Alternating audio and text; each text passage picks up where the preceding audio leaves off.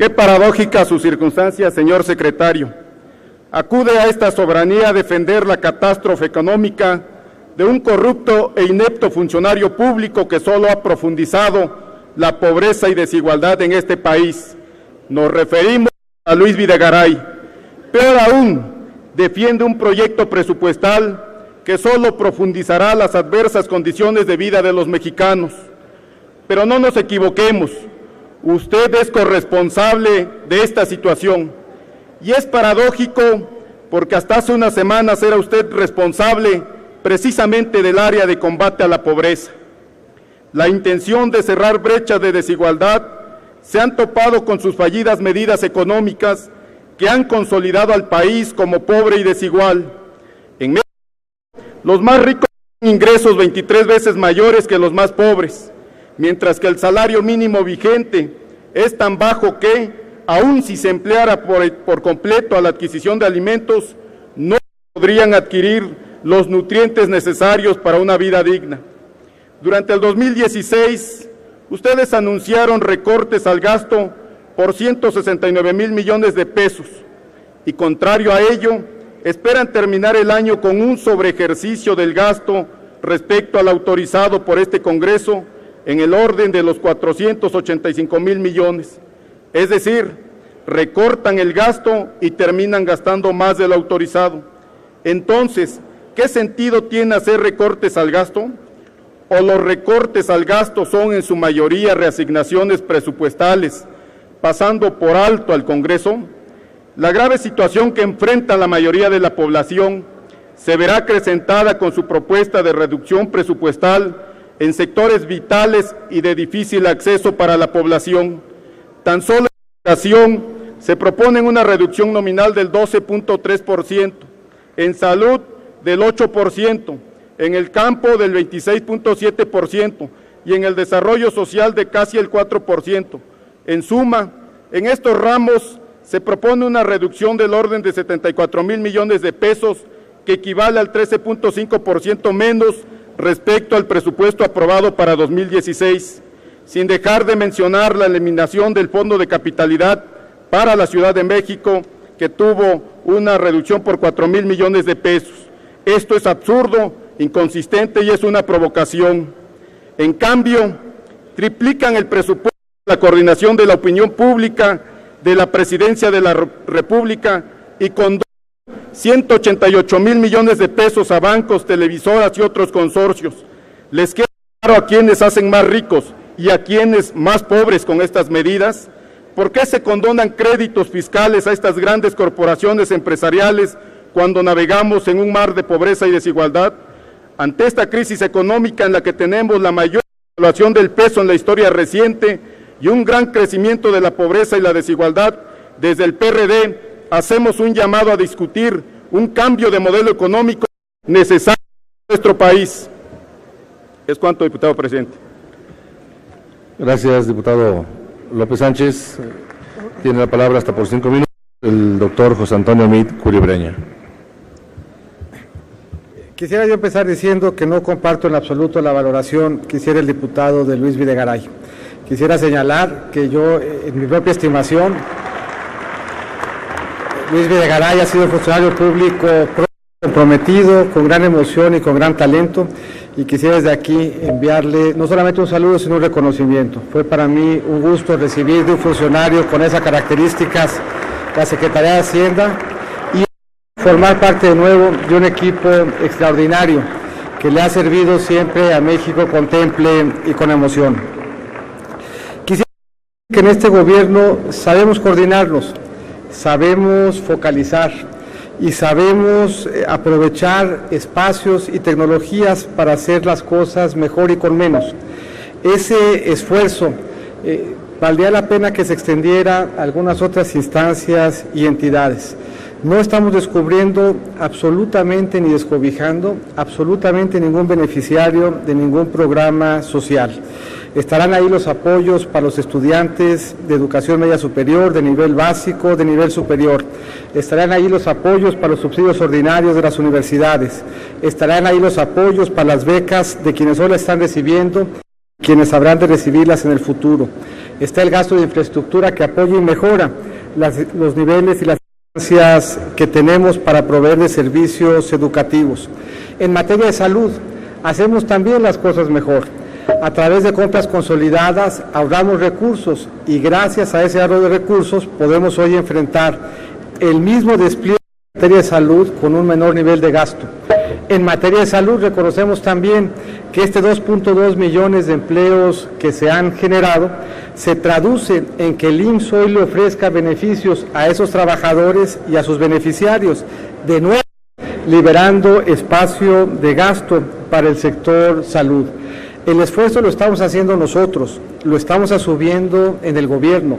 No habrá un solo beneficiario que le falte medicina, que le falte escuela, que le falte clínica, que le falte doctor, que le falte maestro, que le falte acompañamiento en un programa social para complementar los esfuerzos que se hacen a diario para salir adelante. Lo hacemos con sentido de responsabilidad, lo hacemos asumiendo lo que desde el gobierno para poner en favor del país un paquete responsable a su consideración. Vale la pena, en términos de lo que aquí mucho se ha comentado, que hiciera o que diera a conocer el informe Fundar en materia de condonación y cancelación. Primero, hay que resaltar que de investigación bajar la información de Internet.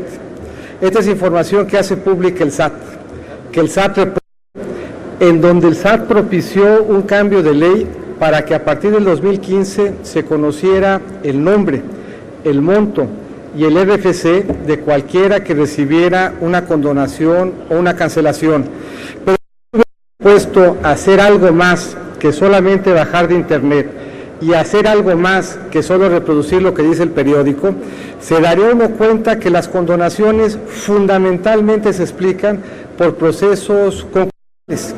Está obligado el SAT a ofrecer en condonación, en ánimo de preservar la fuente de empleo, el menor que ofrecieron otros acreedores en los procesos de condonación. El proceso de concurso mercantil de género explica más de la cuarta parte de las condonaciones que ahí se refieren. No hay en ello misterio, no hay en ello beneficio, no hay en ello ni siquiera discreción. Acompañamos con la condonación lo que estamos obligados a hacer en el proceso concursal. En materia de cancelación, vale la pena recordar que el SAT no es un banco. Para el crédito fiscal no media una investigación patrimonial.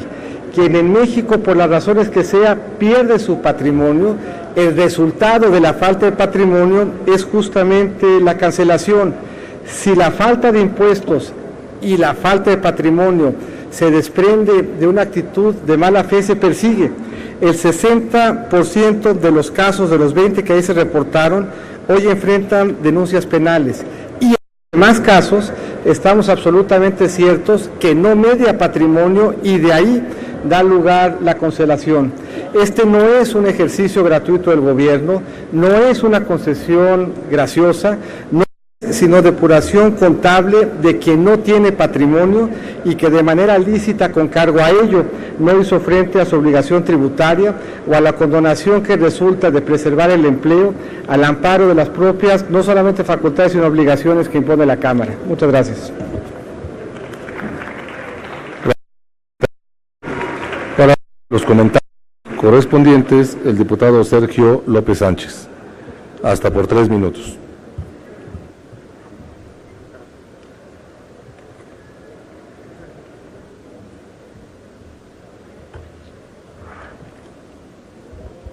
Decir que Garay es un funcionario y que solamente basta recordar que en su gestión el crecimiento de 2 millones de nuevos pueblos en nuestro país y recordar también quien durante su gestión se aceleró el gasto de manera irresponsable. Entiendo su función, señor secretario, que es defender lo indefendible.